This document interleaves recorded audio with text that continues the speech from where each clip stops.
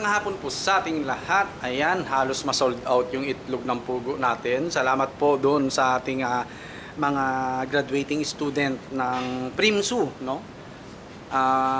Primsu Welak yan, kung di ako nagkakamali, no?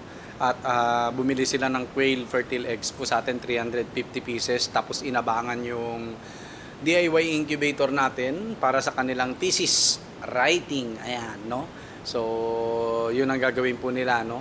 Ang quail farming, no? Yung parang comparative studies sa diet ng pugo na palalakihin po nila. Medyo nagwo-worry lang po ako kasi yun nga, upon interviewing them, no?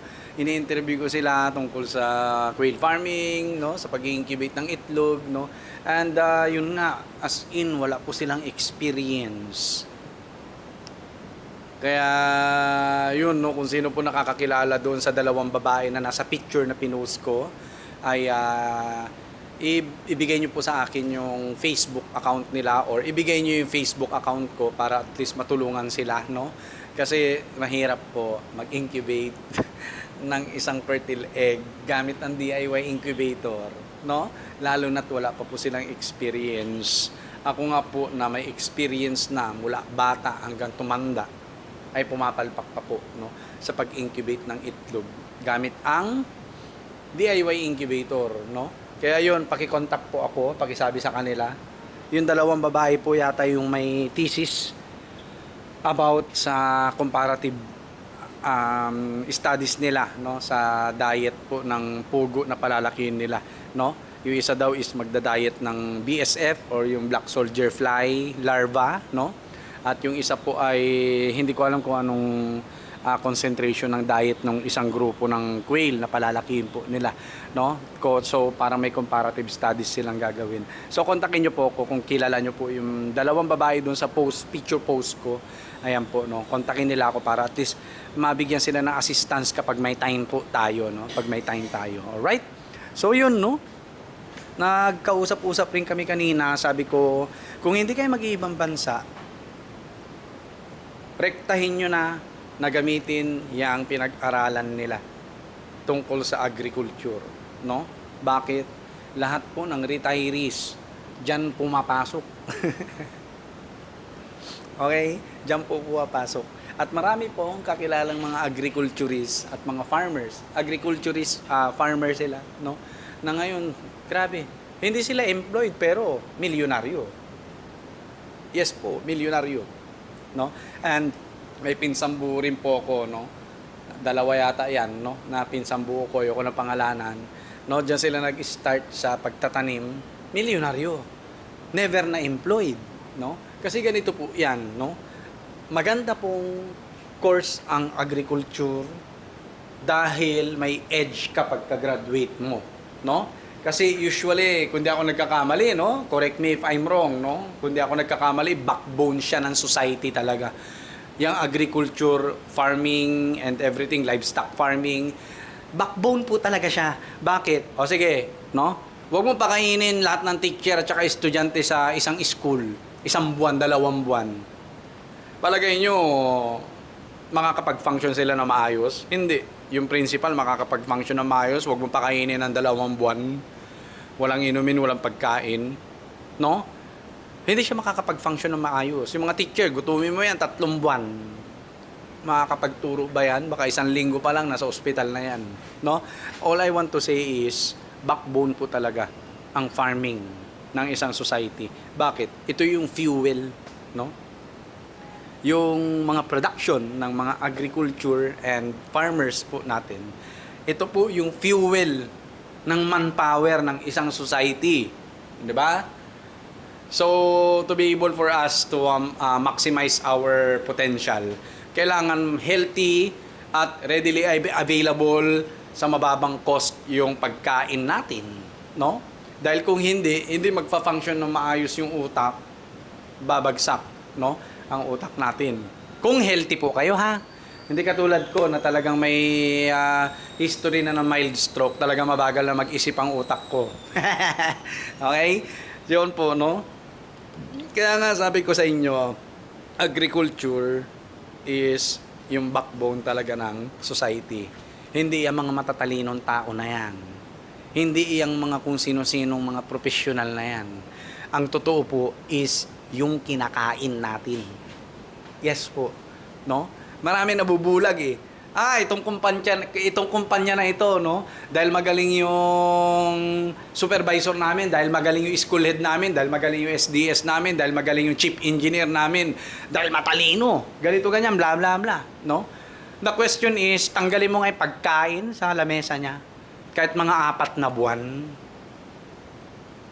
No? Tanggalin mo lahat yung diet niya na anything related sa agriculture at saka sa mga tinatanim or pinaparami ng mga farmers natin, no? Ewan ko na lang kung hindi bumagsak yan tao na yan kung walang kain, no? Yun po yung gusto ko ipahiwatig, no? Medyo brinutalan ko lang, no? Kasi usually parang nabibilib na tayo agad sa kung ano yung surface area eh. Kumbaga kung ano yung nakikita natin eh, ang galing, ang tali-talino nitong tao na to. Ang galing nung head nila doon. Ang galing nung supervisor nila doon. Kaya yumaman yung kumpanya eh. Kaya yumaman sila eh, ganito ganyan. Kasi matalino eh, ganito ganyan. Yun nga eh, tanong eh.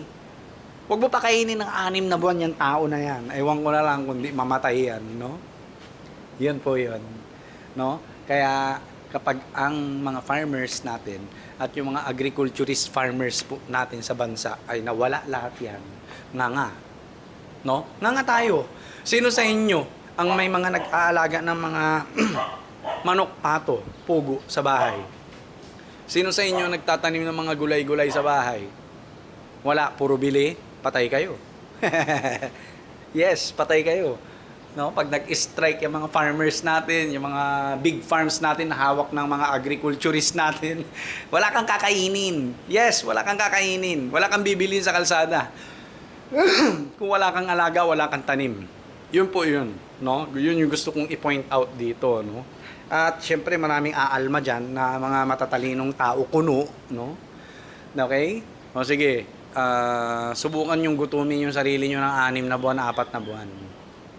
Ewan ko na lang kung di kayo manghina, di ba? Oo. Kainin nyo lang yung mga iniisip nyong hindi pinoproduce ng isang farm, no? Okay? Vegetable farm, pig farm, chicken farm, quail farm, ano pa ba? Processing plant ng isang farm, no? Yung cheese, gatas, lahat yan, no? Lahat yan ay related sa agriculture and farming po, no? Kapag hinimay-himay nyo ang isang produkto na nasa supermarket, makikita nyo po doon kung ano yung mga ingredients nila. At galing din po yan sa technology. Galing din po yan sa resulta ng mga agricultures. Tawag dito, yung pag-modernize ng mga agricultural style, no? Yung pag-upgrade ng mga technique and styles, no? Sa pag-aalaga at pagtatanim, no? Ayan po, no? Kaya yung nga sinasabi ko sa kanila, wag na sila lumayo sa kurso nila kung dito lang din sila sa Pilipinas magtatrabaho. Pero kung may ibang bansa sila, mas the best na naman. Dahil mas malaki ang offer. Okay? Mas malaki ang offer. Pero kung dito lang ang pipiliin nila sa Pilipinas at hindi sila mag-iibang bansa, sabi ko sa kanila, wag na silang lalayo sa agriculture and farming. Dahil andi dito po ang malaking tsansa para yumaman ng isang tao. Yes po, promise. Tingnan nyo naman ako. Magkano kinita ko ngayon? 1,950 pesos. No? Tapos binigyan ko pa sila ng free na tab, isang tab. O di more than 2,000 dapat kikitain natin, pero yun nga, nagbigay tayo ng isang free na tab sa mga estudyante para at least allowance nila. O, kung ano gusto nila, kainin nila, no? Free na po nila yun, no? Kung titignan ninyo, no?